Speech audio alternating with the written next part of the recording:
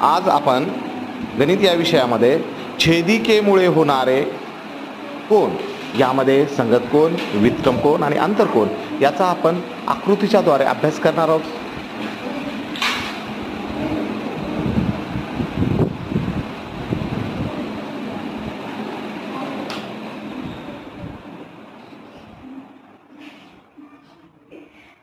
छेदिकेमुळे होणारे कोन.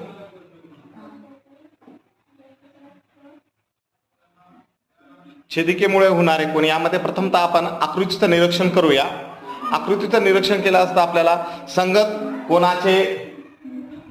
कोनाच्या जोड्या मिळतील. त्यानंतर आपण व्युत्क्रम कोनाच्या जोड्या पाहणार आहेत आणि आंतरकोन.